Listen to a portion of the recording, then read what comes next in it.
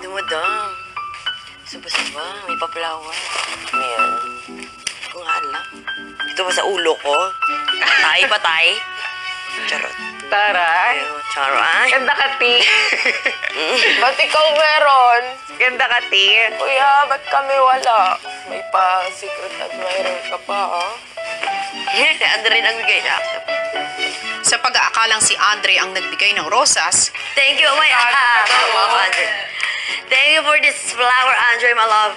Hindi pa ako nakatanggap ng ganon, kuya. Si Andre po, kuya, kasi baka may tinatagong pag-ibig si sa akin, kuya. Andre. Charot. Ilusyonada ka daw. Hindi ako ilusyonada. Binigay ito sa akin ng Andre ko. Oh my God, Andre. Thank you for this flower. Taray. Rumia gave it to you, I think. ilang sandali pa habang nagkukwentuhan ng housemate si Ape na isip ang pagkakahawig ng kanyang kuya at ni Yam Yam. Ilang taon ka na? 25.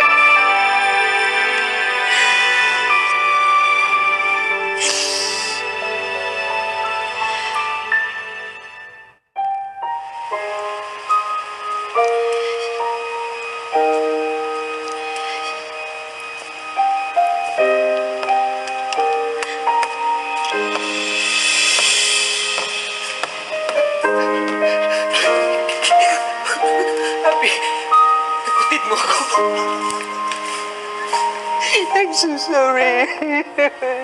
Patawad dito sa kami na ano.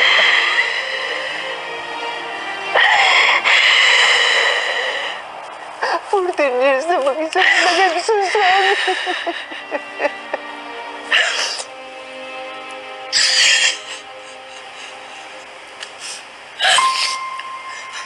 Si Papa? Ha? Wala siya din. Nasa startup hub ako.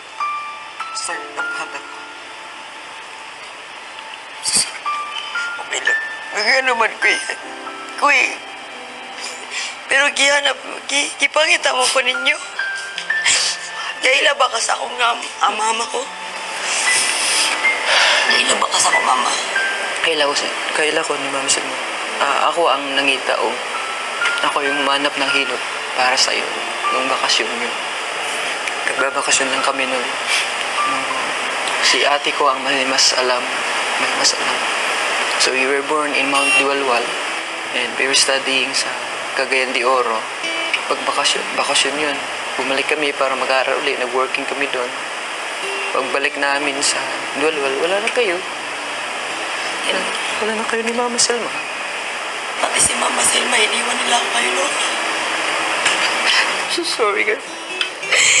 Kasi nung iniwan ako kay Lola. So sorry. Wala sila mama, wala si papa. Si mama na ko, nakita lang na ako nung 13 anyos ko. Wala. Himo na ko dyan akong dream na makilala na ako akong inumahan. Tanong ko lang kung okay lang si papa. Kasi nga ang nakalagay sa birth certificate ko, 44. Isip ko kaya siguro hindi ko mahanap. 68 na siya ngayon. Kasi baka nakala ko wala na.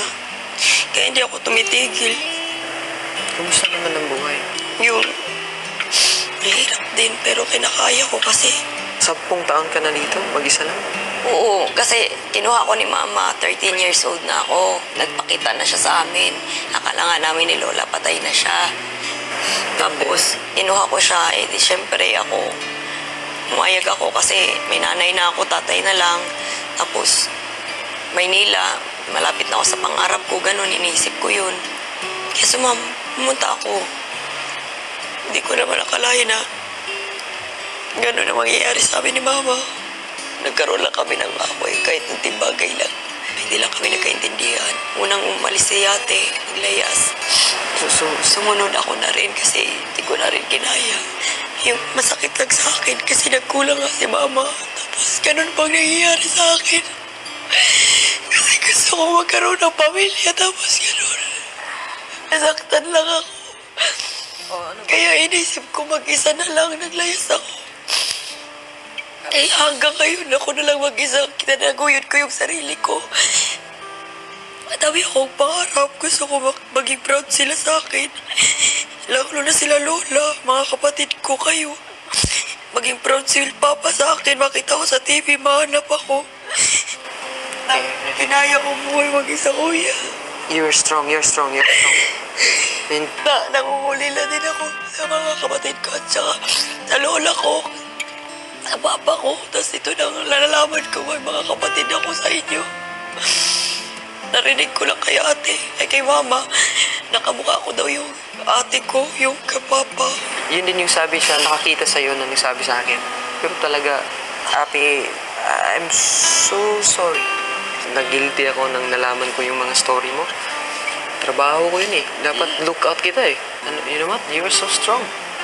Strong and pretty. Naganda ko kayang anak.